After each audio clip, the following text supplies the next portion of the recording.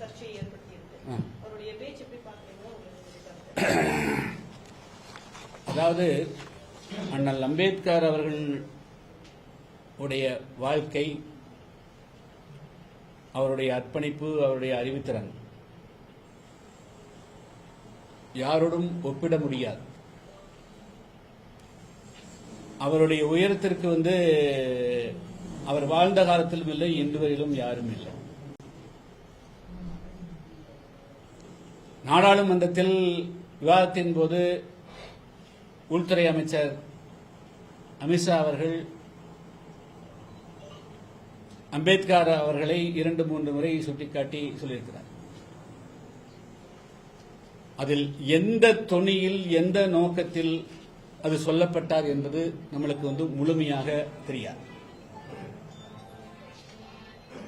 ஆனால் இருந்தாலும் கூட ஒரு உள்துறை அமைச்சராக இருக்கக்கூடியவர் அம்பேத்கர் அதுபோன்ற ஒரு பெயரை பயன்படுத்துவது மூலமாக அவருடைய புகழுக்கு, அவருடைய அர்ப்பணிக்கு ஒரு களங்கம் ஏற்படும் என்று அவர் கருதினாரா இல்லையா என்று தெரியவில்லை. ஆனால் அது அவர் அதை பயன்படுத்தி இருக்கக்கூடாது என்பது எங்களுடைய பொதுவான ஒப்பீனியன். இப்படி ஒரு விளக்கம் அளிக்கிறார்கள். இருந்தாலும் கூட ஒரு நாடாளுமன்றம் உலகமெல்லாம் பார்த்துக் கொண்டிருக்கிறது, கோடிக்கணக்கான மக்கள் பார்த்துக் கொண்டிருக்கிறார்கள்.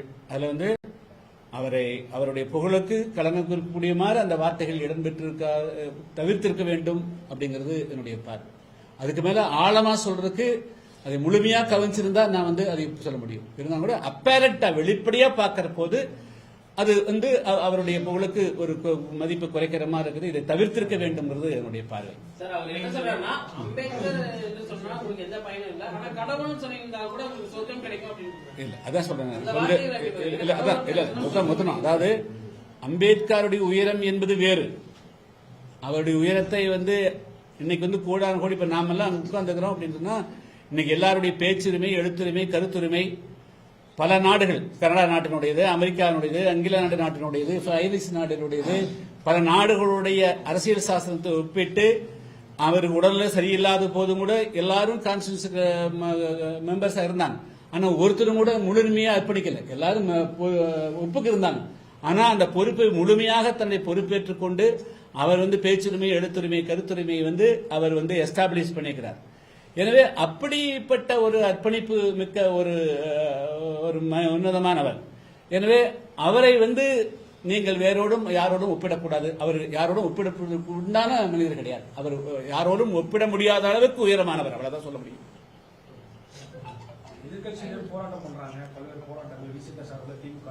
அதாவதுங்க, இது என்னன்னா, அம்பேத்கரை நான் சொன்னேன், அம்பேத்கர் அவரவருடைய சுயநலத்துக்காக பயன்படுத்துவதற்காக அம்பேத்கர் பயன்படுத்தக்கூடாது.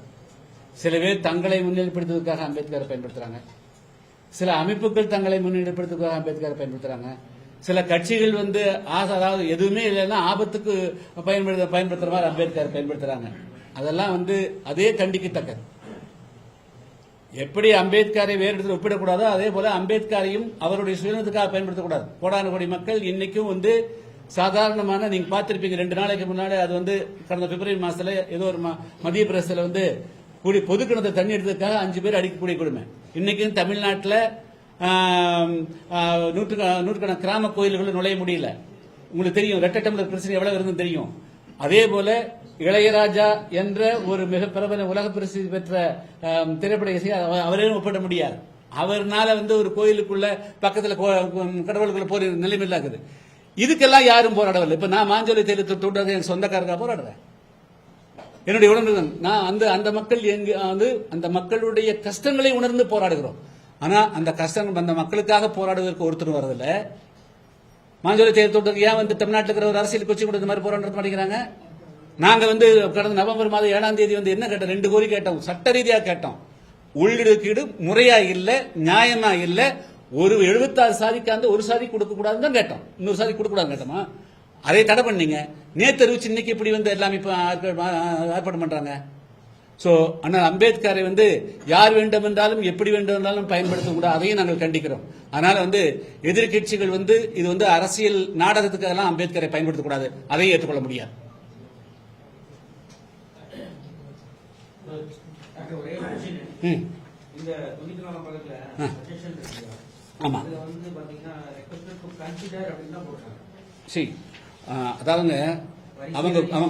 அதாவது என்ஹெச்ஆர்சியினுடைய வரம்பு என்னவோ அதிலிருந்து இருந்து அவங்க பேசிக்கிறாங்க. தே கேன் நாட் என்ஹெச்ஆர்சியோட நிறைய ரிப்போர்ட் எத்தனை கவர்மெண்ட் அதான் சட்டத்தின்படி நடக்கக்கூடியதாக இருந்தால் அரசியல் சாசனத்தின்படி நடந்தா அரசியல் சாசனம் பார்க்கும். அம்பேத்கர் பேசுறாங்க, அம்பேத்கர் பேசக்கூடியவங்க அரசியல் சாசனத்தை பாதுகாக்கணும்னு நினைக்கக்கூடியவங்க அரசியல் சாசன அமைப்பால் உருவாக்கப்பட்ட தேசிய மனித உரிமை ஆணையத்தின் சஜஷன் கொடுத்தாச்சுன்னா தட் இஸ் ஆர்டர்.